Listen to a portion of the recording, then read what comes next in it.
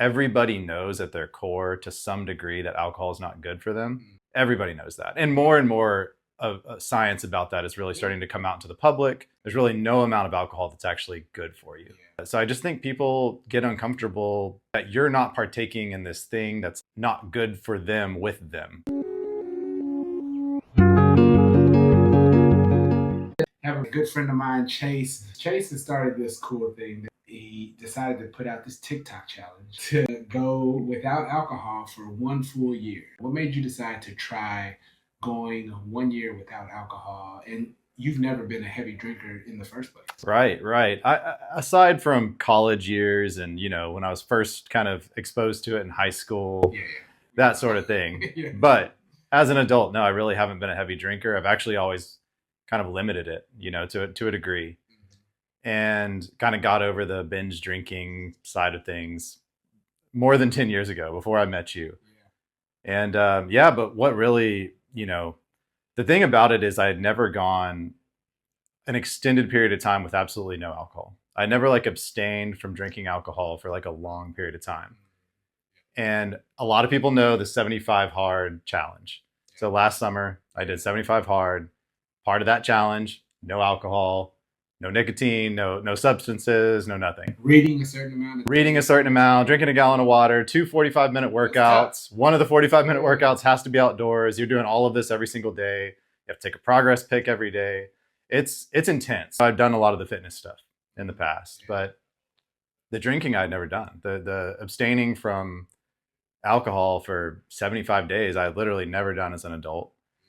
And so that for me was really the first time that I felt the clarity and everything from going a longer period of time. I'd done lots of 30-day challenges. This is something that I hope we talk a lot about today, because I had done probably up until that point, maybe 10 or 12 30-day challenges between paleo, Whole30, sober October, dry January, and really it's just not long enough. So I'd never felt the mental clarity of just when you take 30 days off of drinking, it's just not enough.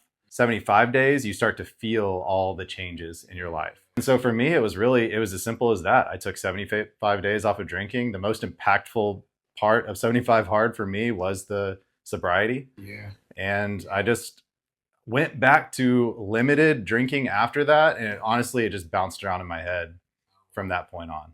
It in itself, you doing it in itself planted that seed in you. Yeah. What does life look like without alcohol? Right. But it was tough because it was, weekends at the pool, lots of margaritas all around me. I found non-alcoholic beers. I found my replacement drinks like that. And I just had my go-to. And it was something I didn't really talk about it too much. I just wanted to do it. I just wanted to get it done. Yeah. I didn't want to have a conversation with everybody. Is that why the mocktails? So people just wouldn't ask? Yeah. I think that's important. If you're my friend group, there's not a lot of sober people in my friend group, right? Few, but not a ton. Drinking's very normal. And not that anybody has a problem with it or anything like that, but it's just very normal. And so, going to the pool and everybody's ordering a beer or margarita, and it's just, I find it easier to just have a drink order ready to go that does not have alcohol in it. And 90% of the time that's enough. You get a drink in your hand with, if it's Topo Chico and lime and, in a styrofoam cup, and nobody's asking you questions about, hey, why aren't you drinking? Because I don't know what it is about alcohol, but people worry about you when you're not drinking. And I'm like, why are you worried about me because I'm not drinking? I have a hard time relating to that. Why does it require such an explanation? Right. I think it's a personal reflection thing. It's everybody knows at their core to some degree that alcohol is not good for them. Everybody knows that. And more of science about that is really starting to come out into the public. We're all aware of it now, right? There's really no amount of alcohol that's actually good for you. So I just think people get uncomfortable that you're not partaking in this thing that's not good for them with them. And I'm just I'm okay with that. I'm okay with being different. I'm okay with, but for a lot of people that have a hard time with that, or they drink to be more social or to take the edge off of social situations, like I do think that's probably really hard for them because you get your first person that kind of pushes you about it, and you probably are more susceptible to kind of breaking down. Where I'm like, I don't care if you think I'm. I took a different route. I just changed the narrative that I told myself and that I told my friends too. Is that I don't drink alcohol. Yeah, And I told them like I can hang out with y'all while you drink, and it does not bother. it doesn't bother you. Yeah, I can be in the environment, so don't feel like you have to change. I'll probably just be drinking coffee instead of whatever y'all are drinking. yeah, yeah. And that's how it's been, I guess, hedging those conversations. That's part of the choices that I've made in life up until this point. Yeah. Is everybody knows me as a person who does drink. You know, my friends know me as a person who will have a drink with them. We'll go get margaritas. We'll go to happy hour or whatever. And so, yeah, I think it is part of that is like the shock when you do just cut it out and you're like, hey, and I think 75 hard for me was that first time that I was like, 75 days is a lot longer. Because if you do like a 30-day thing or like a couple of weeks or something, people are like, oh, come on, it doesn't matter. But when you're like, no, I'm doing this 75-day thing, I have, and they're talking to you in June and you're not done until August, I think then people are like, all right, I guess he's committed, you know, and that's kind of where this, I guess the idea for this challenge kind of stemmed from. I think what's really cool is I'm starting to already feel the benefit of going more than 30 days, and I'm like just barely over it. I'm like, the cravings go away, the kind of, we talked about this a little bit before, but the intuition and the gut feelings and like the just all of it starts to come, your like true mental clarity starts to come through. And that's the thing that I started to feel last year that I was like, man, I kind of missed that. And so yeah, I'm committed. I am, you know, still checking in daily on TikTok because I originally threw this thing out on TikTok, and I have a whole slew of people that are doing it with me, calling ourselves the Sober Psychos. I do a daily check-in video. So anybody that feels the need to like have that accountability of just, even if they just like the post or comment on it, or some of them DM me. I got a DM saying like, hey, I can't post publicly because I'm worried my employer might see this, but I'm doing this with you. And like, I'm on day, whatever, you know? And I was like, oh man, that's really cool. It also kind of made me sad that an employer would maybe see that and have a problem with it. Like I understood, but I also was like, why would that be a problem? Like you're following a better path. One of the things that I've been looking at, and I thought about it because you brought up how the mental clarity is already starting to sink in. Yeah. Is the effect of alcohol on the gut. It destroys the gut lining. It kills the good bacteria in your gut. It feeds the bad strains of bacteria. Every decision to consume alcohol is a decision to just kind of tip the odds in the favor of the bad bacteria. Yeah. Which leads to anxiety, depression, brain fog, irritability, all these things. So interesting that you bring up gut. Okay, so too much information, but last couple of weeks, I've been really gassy. And I was like, my wife was like, what's going on with you, you know? And I was like, I don't know. It is weird. I've been eating healthy, you know, all this stuff. So I ended up like researching it, like looking up, hey, what's going on? It is that. It's your gut microbiome. They say when you stop drinking about 2 to 4 weeks in, somewhere in that range, your gut microbiome basically starts to regenerate. And all the good bacteria kind of like starts to build in excess of like to make up for like, you know, what was missing before. Yeah. And it does. There is kind of this imbalance for a while until it hits this like steady state. And so then I was like, okay, if that's what's going on with my gut right now, that's interesting. But what's going on with everything else? And I ended up pulling up ChatGPT and just saying, hey, this is about how much I drank per week. You know, I stopped on January 1st.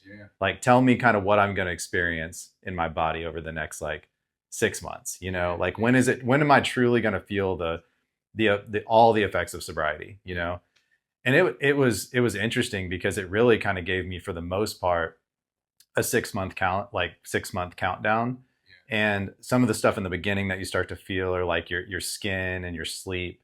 Then your gut starts to repair, but really and your organs start to repair. Your liver within months like 2 to 4 can almost like fully regenerate.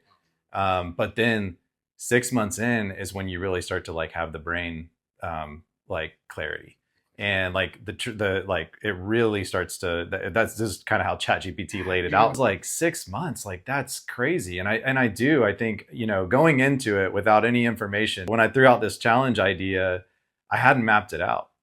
I didn't even know if I was going to really do it. And when I threw it out there and so many people kind of responded and hopped on board and were like, yes, I want to do this, like I'm interested in this, I was like, awesome. Like, but in my mind, I was like, I need to do 75 hard. I need to abstain from the alcohol, but for longer, you know, because that was the most impactful part of that for me. And I really feel like as a person that had done all these 30-day challenges and never felt anything until I did 75 days, I was like, what does more than 75 days feel like?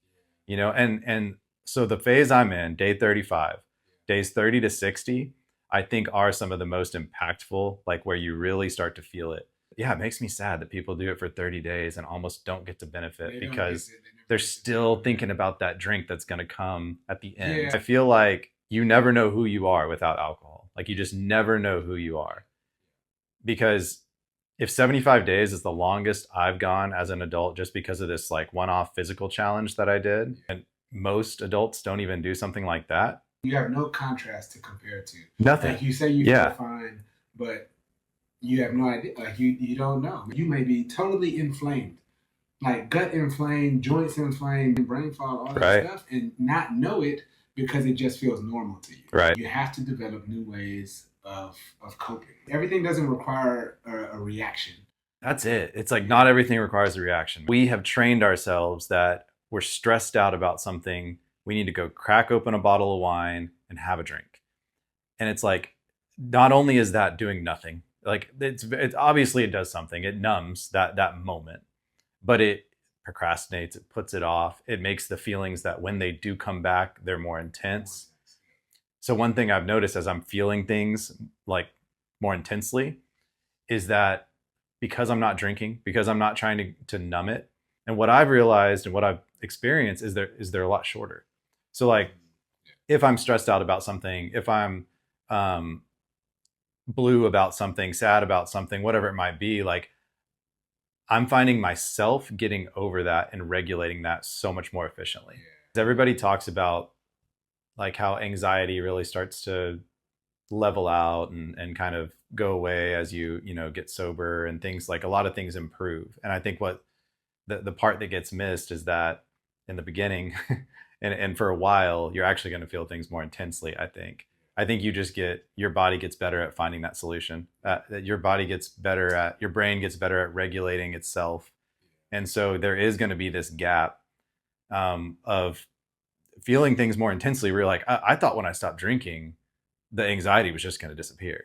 It's like, well, yes, give it 6 months and you'll start to regulate again. Give it some time.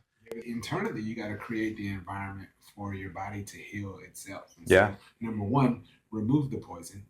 Focus on like healthier eating, stay hydrated and sleep. Like focus on improving your habits. Right. You're creating an environment for your body to heal and then for you to thrive in sobriety. Right. Everybody just needs to be okay with accepting the fact that if they continue to drink, they're okay with the fact that it is poison. Yeah. And like, yeah, there are some people that are just going to continue. I want to touch back a little bit more on this challenge. Like, what does it take to join? Yeah. So because this is the first year, and because I literally threw this idea out for Sober Psycho on New Year's Eve, and then on New Year's Day, I was like, all right, a lot of you guys want to do this with me. Like, let's do it. And I put the rules out there and everything. And I thought about it that day a little bit. I was like, what should the rules be? And for 2026, one of the rules is if you hear about this challenge and you want to jump on board, you can jump on board at any time. So a big part of that is I don't want people to be like, oh, the Sober Psycho challenge, I guess I got to wait till next year, or I guess I got to wait till, whenever. It's even though that it is kind of like, we are kind of building the community, we are getting bigger. There's millions of people that have never heard of this that might be interested. And I'm still, every day, what's really cool, I'm having people jump on board. So any day that you want to join in 2026, you can join. The commitment this year, and this year only, is that you will not drink alcohol until the end of the year. So The commitment is through the end of the year, Okay. through the end of 2026. So that's the first kind of rule. I came up with 3 rules. Okay.